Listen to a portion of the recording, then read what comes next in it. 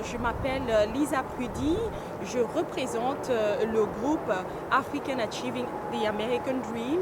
Nous sommes un groupe qui tient à assister les frères et sœurs qui viennent de l'Afrique et qui sont nouvellement immigrés aux États-Unis. Nous avons décidé de mettre sur pied ce projet d'émission qui s'appelle Road to Success, c'est-à-dire le chemin vers le succès, précisément pour les immigrés africains des États-Unis. Et donc, ce groupe est sur Facebook en ce moment. Si vous faites la recherche, vous allez nous retrouver sur Facebook, African Achieving the American Dream. Alors, une fois de plus, je vous dis bienvenue dans notre émission Road to Success. Nous allons commencer avec la première et très très importante étape qui est celle de l'immigration aux États-Unis. Comment obtenir un statut légal? Je vous reviens dans un instant.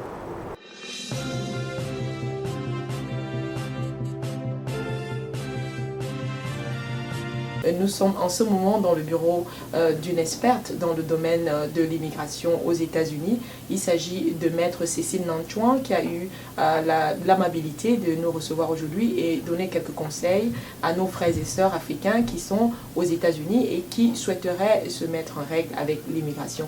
Merci Maître Cécile Nanchouan de nous accorder ces quelques minutes dans votre emploi de temps certainement très chargé afin qu'on puisse éduquer la population africaine qui se retrouve immigrée ici aux États-Unis. C'est plutôt moi qui vous remercie, Lisa. Je remercie aussi African Achieving the American Dream et votre programme Road to Success. J'encourage ce genre d'initiative et franchement, tout l'honneur est pour moi. Merci. Merci infiniment. Il s'agit aujourd'hui pour nous de permettre aux personnes qui nous regardent de comprendre l'importance qu'il y a de se rapprocher des experts dans le domaine de l'immigration quand il s'agit d'entreprendre leur dossier avec l'immigration américaine. Qu'est-ce qui pourrait, d'après vous, être une motivation supplémentaire pour ces personnes-là de ne pas s'aventurer à soumettre tout seul leur dossier ou entreprendre tout seul cette aventure avec l'immigration américaine? Je dirais que pour moi c'est un peu ça va de soi quoi. Quand on est malade, on va à l'hôpital. C'est très simple. Si on a mal à la tête, on peut aller en route acheter une aspirine ou à la pharmacie, comme on fait en Afrique. Mais dans ce pays, si on a des maux de tête qui continuent, si la maladie est sérieuse, on va à l'hôpital. Et comme je suppose que obtenir les papiers ou un statut légal dans ce pays est la chose qui devrait préoccuper tous ceux qui viennent avec l'intention de rester, et que c'est quand même quelque chose qui est très très important dans la mesure où c'est le statut de quelqu'un dans ce pays ou dans tout autre pays qui définit un peu son avenir dans ce pays. J'estime que pour entreprendre une démarche avec les services américains pour avoir les papiers, il faut aller voir un spécialiste, un avocat de préférence, parce que j'en suis un, mais aussi il y a des gens qui sont aguerris, plus ou moins par la force des choses, soit parce qu'ils ont travaillé chez des avocats ou ils ont travaillé avec des avocats qui peuvent aider.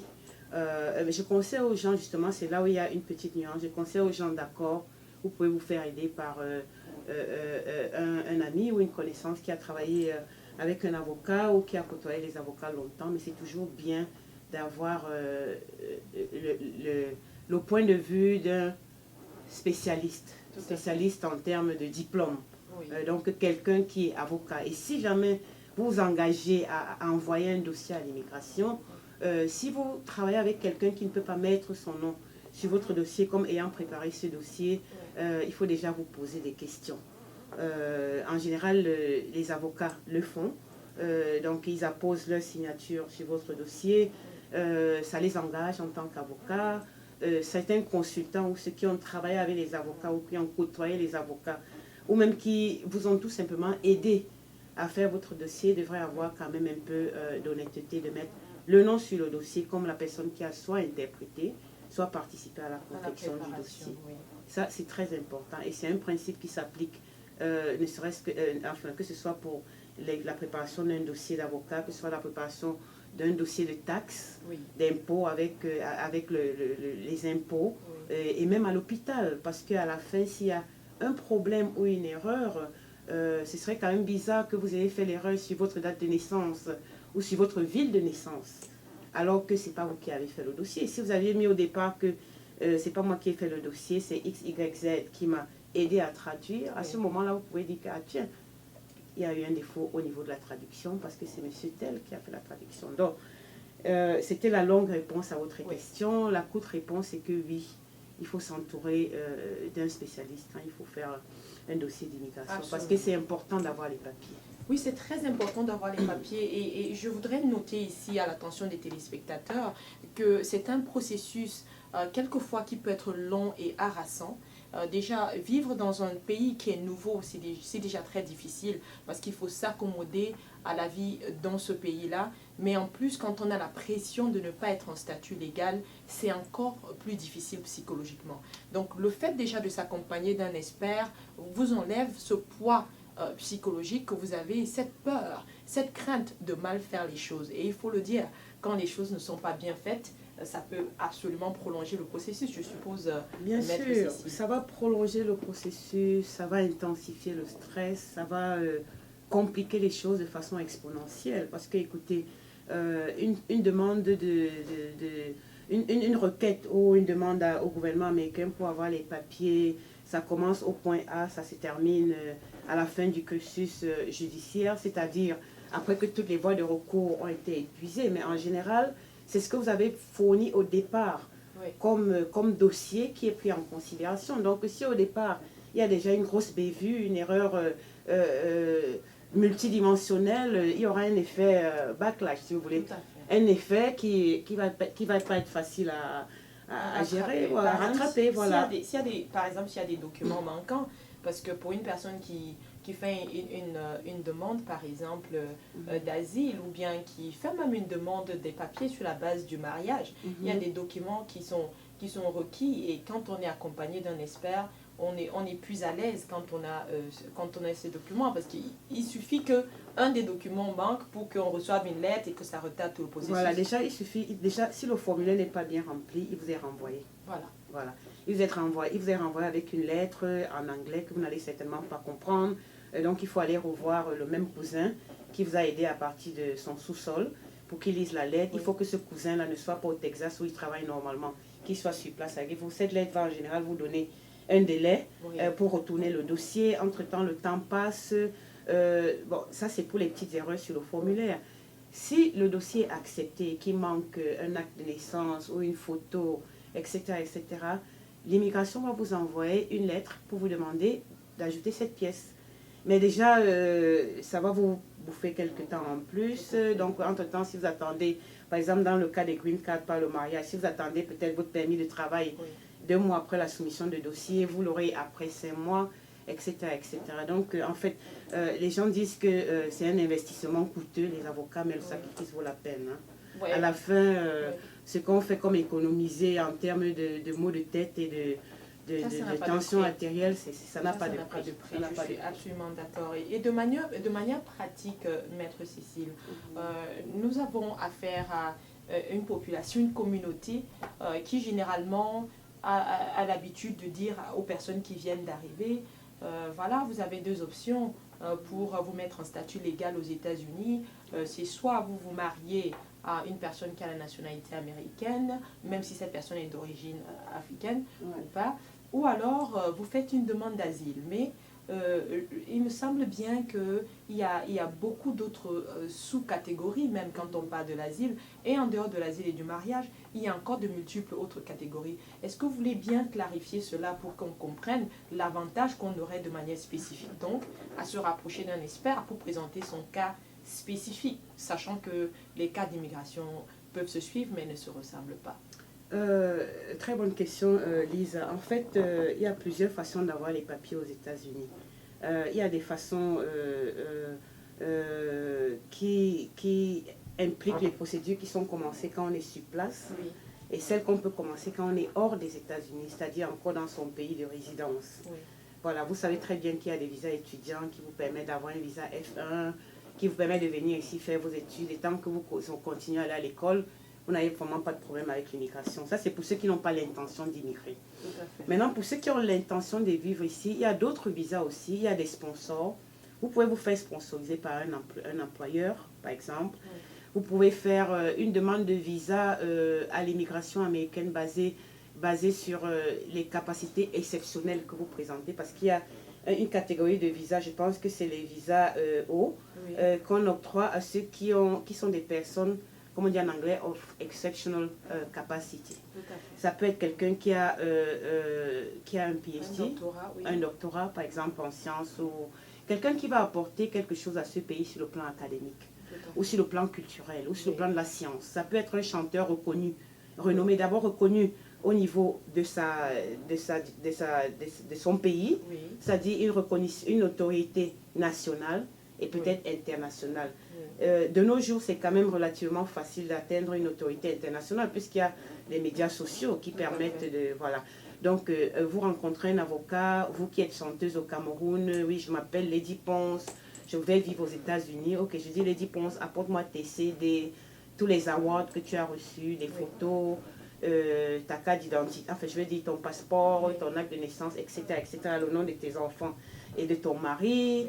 Je fais un dossier, j'envoie à l'immigration. Maintenant, c'est à moi de convaincre l'immigration que, en fait, c'est Lady Ponce, on la connaît au Cameroun déjà, en Afrique centrale, dans le monde, et voilà les vidéos qui montrent que, etc., etc. Donc, il y en a de même pour les sportifs. Il y en a de même pour les sportifs, les basketteurs, les volleyeurs, les footballeurs, etc., etc.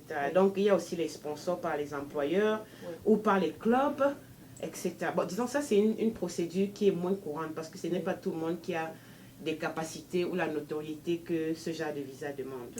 Revenons un tout petit peu sur le cas des étudiants. Donc, on émigre en tant qu'étudiant.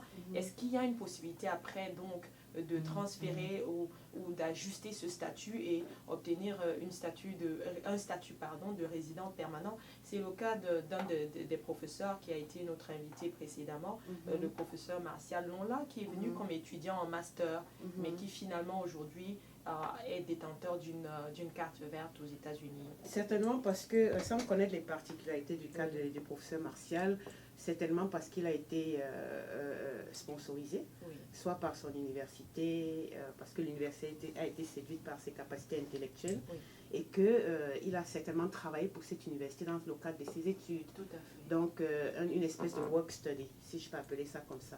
Donc, il s'agit là d'un ajustement de statut. Donc, l'université devient votre employeur.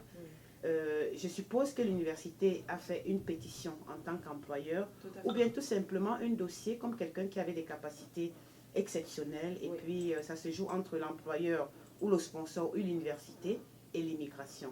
Dès que c'est approuvé au niveau de l'immigration, la lettre d'approval est remise aux bénéficiaires et puis la green card sort. Tout simplement. Bon, maintenant, revenir sur les histoires, la question que vous avez posée au départ entre l'asile et le mariage. Bon, disons que moi j'encourage les gens, évidemment, en tant qu'avocat, de se marier de bonne foi. C'est très important parce que ça, c'est le point de départ de toute démarche avec l'immigration.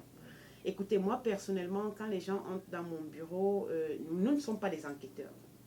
Ok, on prend ce que le client vous dit à sa juste valeur. Tout à fait. Donc, tous les mariés ou tous les mariages où les gens n'ont pas d'enfants, pour moi, je considère que nous avons the burden of proof, donc je prépare les gens de la même façon.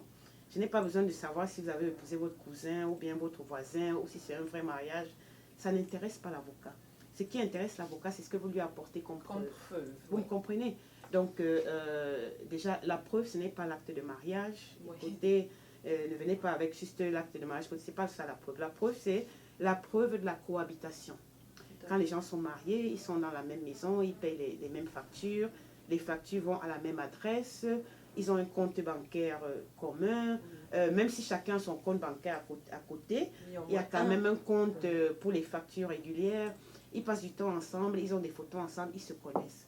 C'est ce qui est demandé par l'immigration pour prouver que le mariage est de bonne foi. Parce que l'immigration américaine, il y a une présomption de faux, si vous voulez. Tout à fait. Quand un citoyen américain épouse une étrangère, que ce soit un citoyen naturalisé américain Oui. ou né aux États-Unis, it doesn't matter. Oui, oui. Voilà. Donc c'est à nous de prouver que le mariage est légitime Oui. et de préparer les clients, préparer le client pour qu'il sache ce qu'il va dire. Parce que, écoutez, il y a des gens qui sont mariés depuis 15 ans, mais le mari ne connaît pas la date d'anniversaire de la femme.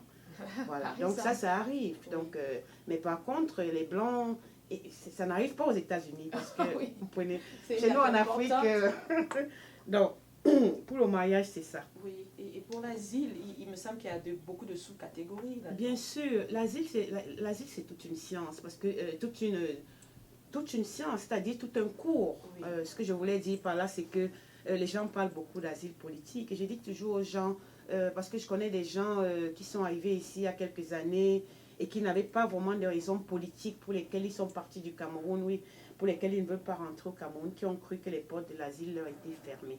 Oui. Non, il y a plusieurs catégories d'asile. Oui. L'asile, en fait, est basé sur la persécution. C'est vrai que la loi définit exactement, et la liste n'est pas exhaustive, hein, oui. La loi définit exactement dans quelles conditions vous devez être persécuté pour pouvoir avoir l'asile et qui doit être l'auteur de votre persécution. Oui. Mais sachez quand même que il n'y a pas que l'asile politique, il n'y a pas que le militantisme, si vous voulez. Oui. Déjà que l'asile politique, ce n'est pas seulement le militantisme. L'asile politique, c'est aussi ce qui décrit une situation. Par exemple, laissez-moi vous donner un exemple qui soit plus facile. Oui. Dans un pays, par exemple, où, comme au Cameroun, où les gays sont reprimés par la loi, où l'homosexualité est condamnée. Si vous êtes quelqu'un qui défendait les droits des homosexuels, c'est un geste politique parce que vous allez à l'encontre du statu quo, d'une loi qui est passée à l'Assemblée. Donc, pour ça, si vous êtes persécuté à cause de votre position libérale sur ce sujet-là, vous pouvez opter. C'est ça un asile politique, par exemple. Oui. Okay? Si vous êtes quelqu'un, peut-être, je ne sais pas, qui veut absolument défendre les handicapés au Cameroun parce que les handicapés ne sont pas entretenus, il n'y a pas de route pour les handicapés, ils sont négligés. Évidemment, si vous vous mettez au fond à accuser le gouvernement de n'avoir rien fait pour les handicapés ou bien pour un groupe social, oui. qui n'est pas reconnu, qui n'est pas encadré. Voilà, vous pouvez, c'est ça l'asile politique. Mais il y a des asiles qui peuvent aller des femmes battues, parce oui. que la loi de l'asile évolue tout le temps. Oui. L'autre jour encore, on a eu à gagner un cas à la cour du 4e circuit qui reconnaissait les gens qui sont des malades mentaux oui. comme des victimes qui peuvent bénéficier de l'asile dans le cadre de la persécution à un groupe social mentaux. Oui. Il y a les groupes sociaux qui se créent tous les jours. Oui. Et la loi est assez évolutive dans ce sens. Donc les gens ne doivent pas penser que parce qu'ils n'ont pas fait l'objet d'une persécution basée sur une appartenance à un groupe politique, ils ne peuvent pas demander l'asile. D'où l'importance, encore une fois de plus, de se rapprocher de l'expert. Parce voilà, que si nous nous arrêtons seulement à la voisine du quartier, ouais. Elle n'étudie pas en fait l'évolution de la loi sur l'immigration aux États-Unis. Tandis que l'avocat, c'est son rôle à chaque fois de se recycler et donc d'être à jour sur et même si la loi n'y est pas encore, parce que ce n'est que le travail d'experts et d'avocats qui font que les arguments, le travail qui fait que la loi évolue. Tout parce que, écoute, s'il n'y a pas une situation spécifique qui fait jurisprudence, la loi n'évoluera pas. Donc, venez quand même voir l'avocat avec votre situation, expliquer pourquoi vous ne voulez pas rentrer au Cameroun. Tout à fait. Si vous êtes une femme battue, si vous êtes la mère d'un enfant qui est gay, et voilà, en fait, venez chez le médecin et c'est le médecin qui va vous dire quel est le traitement qui va s'appliquer à votre situation. Et s'il n'y a pas de traitement, il vous dira qu'il n'y a pas de traitement. S'il y a un traitement qui marche un peu, qui va vous donner un peu de repos, mais pas la guérison totale, vous aurez cette réponse quand vous irez chez le médecin. Donc j'encourage les gens à venir chez l'avocat, poser des questions, et puis avoir aussi le feeling de votre avocat. Il faut avoir fait une demande d'asile, il me semble que c'est 1 année. Et absolument. Donc, si on se retrouve d'avoir passé plus d'1 année aux États-Unis et donc de n'avoir pas fait une demande d'asile, est-ce qu'il y a d'autres cas comme ceux-là qui ont pu quand même réussir à obtenir une approbation au niveau de l'immigration, comme par exemple des parents qui ont des enfants américains, ou bien des personnes qui, donc, après 2 années, sont toujours sous le poids de cette persécution et ne peuvent pas retourner. Bon, laissez-moi déjà compléter la loi. Oui. Ok. La loi dit que l'asile doit être demandé la première année. Oui, C'est-à-dire avant son premier anniversaire aux États-Unis. oui, Vous devez envoyer votre dossier d'asile. Et la logique, c'est que, bon, écoute, si vous êtes vraiment persécuté dans un pays où vous avez peur qu'on vous déporte, vous devez vous dépêcher de signaler aux autorités pour demander leur protection. Ok? absolument. Mais la loi dit justement que si vous n'envoyez pas votre dossier pendant cette première année, vous ne pouvez plus demander l'asile, sauf si vous pouvez prouver que vous entrez dans ces exceptions. Et il y en a Ok. plusieurs. Oui. Ok? Je vais vous donner un exemple, par exemple. Ok. Un enfant qui arrive ici à 14 ans avec ses parents. Oui. Les parents sont sans papier, ils s'en foutent. Ok? L'enfant reste là jusqu'à ce il entre à l'école déjà. Oui. Comme on ne demande pas les Ce qui est papiers, tant avantageux, mieux. c'est qu'on va Voilà. à l'école sans papier ici. Voilà. Mais bon, quand il passe le bac, c'est-à-dire quand il finit avec le lycée, il faut aller à l'université, on commence à lui poser des questions, le social, etc., Tout à etc., fait. etc. Bon, imaginez peut-être que cet enfant-là veuille faire une demande d'asile Oui. à 19 ans, parce qu'il se rend compte qu'en fait, je peux profiter peut-être de l'histoire de mes parents, Oui. comme on les a maltraités au pays parce qu'ils étaient membres de LDPC, Parti je ne sais pas trop politique, quoi, oui. où ils ont fait X, Y, Z. Donc, je vais profiter de l'histoire de mes parents parce que j'ai quand même vécu un peu ça pour demander l'asile. Oui. Donc, sans entrer dans les détails de ce cas, Oui. sur le mérite du cas, Oui. parlons seulement du problème d'un an. Oui. Techniquement, quand cet enfant va faire sa demande d'asile, on va lui dire que, ah, désolé Trop monsieur, tard. trop tard. Oui. Ok? Mais il a une exception à laquelle enfin, une exception s'applique dans son cas, Oui. ce qu'on appelle circonstances extraordinaires. Oui. C'est-à-dire l'enfant était mineur. Quand il entre aux États-Unis. Voilà. Oui. Donc il était mineur, il était sous la dépendance de ses parents. Je n'ai pas dit qu'il ne savait pas ce que c'est que le loi, parce que ne pas savoir, ce n'est pas une excuse. raison. Mais il était mineur. Or, la minorité, c'est une exception à la loi d'un an. Très bien. Ok? Ça, c'est pour le cas de l'enfant qui arrive. Et quand je parle de minorité, je parle de minorité de l'immigration, c'est-à-dire c'est 18 ans. Hein. Oui, oui. C'est pas 21 ans. Non, Parce oui. qu'entre 18 ans et 21, on est quand Il y a même un peu. la maturité. Mais si l'enfant attend peut-être 25 ans ou 23 ans Oui. pour se rappeler que, mais tiens, je peux faire une demande d'asile parce que je suis arrivée ici quand j'avais 6 ans, je n'avais pas les papiers et mes parents, blablabla, je ne peux plus faire l'asile parce que la loi d'un an s'applique. Oui. Je vais dire que j'étais mineur. C'est vrai, il était mineur. Mais le deuxième critère, c'est que même si vous étiez mineur, d'accord, on vous pardonne, mais vous devez quand même faire votre demande dans une certaine raisonnabilité. Oui. C'est-à-dire à un temps raisonnable. Oui. Vous comprenez? Tout à fait. Donc, si vous êtes devenu majeur le 1er janvier 2015, Oui. ce qui est raisonnable, c'est que vous demandiez dans les 6 mois qui suivent. Quand même. Si vous attendez 5 ans, d'accord, vous êtes mineur, mais sur la raisonnabilité, vous avez... Et c'est là où votre histoire s'arrête. Ok. Donc, il y a quand même... Donc, maintenant, c'est le rôle de l'avocat de négocier tout ça. Oui. Donc, ne restez pas à la maison, vous dites que, ouais, comme je n'ai pas demandé depuis, je ne peux plus demander. Il y a toujours quelque chose qui se passe. Et la deuxième exception, c'est non seulement les cas comme les minorités, Oui. ou les cas de maladie. Par exemple, j'ai eu une dame qui est arrivée ici, je pense, 2008, et elle a eu un cancer des ovaires. Oui. Donc, elle a été ma cliente il y a 2 ans, 3 ans. Oui. Elle avait passé ses premières années. Elle a eu un cancer des ovaires, pas le jour où elle est arrivée. Tout à fait. Ça s'est passé dans les 5 ans qui précédaient en fait sa demande d'asile. Oui. Mais j'ai utilisé ça pour bénéficier de l'exception. Tout à fait. Parce que même si elle a été malade les 2 ans qui précédaient la demande d'asile, Oui. et que les 2 premières années, elle n'était pas malade, il faut déjà que je leur prouve qu'elle est malade et que je leur dise qu'elle n'était pas malade, elle n'avait pas été diagnostiquée. Tout à fait. Mais elle souffrait des douleurs depuis le jour où elle est descendue de l'avion. Tout à fait. Donc, il faut voir un Jusque-là, il y a avocat. encore une exception qu'on peut prendre en considération. Voilà, il y a la maladie. Et c'est le rôle donc de l'avocat de déterminer quelles sont Voilà. ces exceptions. De regarder, Voilà. je prends toujours l'analogie du malade Oui. et de voir ce qu'on peut faire pour... Apporter un traitement. voilà. Donc, il y a tous ces exemples, il y a des exemples, il y a des façons de gérer la... Et une dernière exception, j'ai envie de parler, c'est important. Il peut arriver que les circonstances pour lesquelles vous demandez l'asile n'existaient pas. Ok. au moment où vous êtes entré dans ce pays, que en fait vous êtes arrivé dans ce pays pour vous chercher, comme on dit, et que vous n'avez forcément pas une demande d'asile, vous n'avez pas peur de rentrer au Cameroun à l'époque, et que maintenant, subitement, vous avez peur de rentrer au Cameroun. 10 ans après.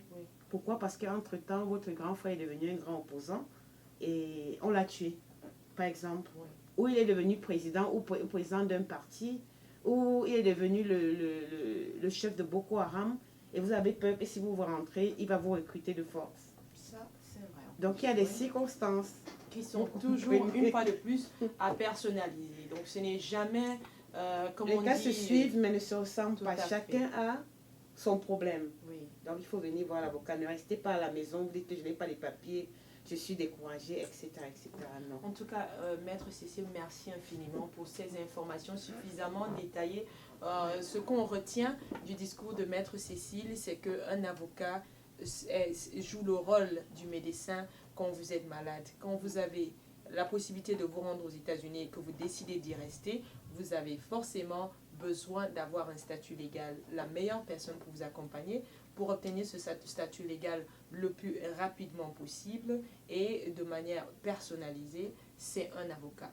Et même quand on parle d'avocats, il y en a encore qui sont spécialisés dans certains domaines et pas d'autres. Et dans le cas d'espèce, nous avons eu le plaisir de discuter aujourd'hui avec un avocat qui est spécialisé dans le domaine de l'immigration. Et il y a une question qui me vient en tête pendant que je suis là, avant qu'on ne clôture cette interview, pour nos membres du groupe Africans Achieving the American Dream qui nous regardent aujourd'hui. Et s'il arrivait que notre échange d'aujourd'hui les décide à venir vous rencontrer pour une consultation, est-ce qu'il serait possible de leur faire une consultation gratuite? Ben, écoutez, je veux bien faire des consultations gratuites, mais je vais vous dire quelque chose de très simple. Hein. Mes consultations coûtent $100. Pour moi, c'est le minimum. Tout à fait. C'est important pour moi de savoir qui prend son statut d'immigration au sérieux et qui ne le prend pas. Tout à fait. Voilà, parce que $100, c'est le prix d'une bonne bouteille de vin. Plus, si on peut s'offrir une bouteille de vin à $100 dans un maquis ou dans un restaurant, on peut certainement investir $100 pour quelque chose qui est important. C'est aussi ma manière pour moi de faire un tri entre ceux qui veulent juste vous emmerder, excusez-moi le terme, et ceux qui sont sérieux dans l'obtention des papiers. Vous comprenez? Voilà, ça me permet aussi de faire un tri parce que je dois réserver mon énergie et mon intelligence pour ceux qui me payent. Parce que en fait, mon travail, c'est de parler, c'est d'expliquer les choses. Et si je commence et si je commence à accepter qu'on vienne m'écouter, qu'on vienne écouter mes connaissances, qu'on vienne utiliser mes connaissances sans payer, ça c'est pour me dévaloriser. Je suis absolument voilà, donc d'accord. $100, c'est ce que tout le monde paye, amis, tonton, tata. Même ma mère a payé $100 pour venir ici. Quitte à ce que je lui remette ça après, sous une autre forme. Ok? C'est tout à fait raisonnable. Voilà. Merci infiniment de nous avoir accordé votre attention aujourd'hui pour cette première édition de Road to Success, cette émission qui est consacrée aux immigrés africains qui souhaitent s'intégrer aux États-Unis. Cette première édition a été consacrée à l'immigration qui est la porte d'entrée même pour une vie aux États-Unis. Hein. Il faut commencer par avoir un statut légal. Et comme Maître Cécile nous l'a fait comprendre aujourd'hui, investissez dans votre avenir. $100 de consultation, c'est tout à fait raisonnable parce que c'est ce même montant qu'on aurait pu utiliser pour aller boire un champagne lors d'un événement populaire. Nous avons également au cours de cette émission échangé avec le professeur Martial Lonla, qui est venu comme étudiant aux États-Unis, mais qui finalement a pu obtenir sa carte verte à travers son employeur, l'université dans laquelle il a servi. En conclusion, il n'est pas question de croire que quand vous arrivez aux États-Unis, vous n'avez que l'option soit du mariage, soit de l'asile. Vous avez le droit à beaucoup d'autres options. Il vaut mieux vous rapprocher d'un expert pour cela. Merci infiniment pour votre attention. Rendez-vous sur notre page sur Facebook, Africans Achieving the American Dream. Si vous êtes aux États-Unis ou bien si vous désirez venir aux États-Unis, ce sera la page pour vous informer. Et si vous souhaitez vous joindre à nous afin d'aider donc cette communauté d'Africains aux États-Unis, n'hésitez pas de nous contacter. Merci infiniment et à la prochaine édition.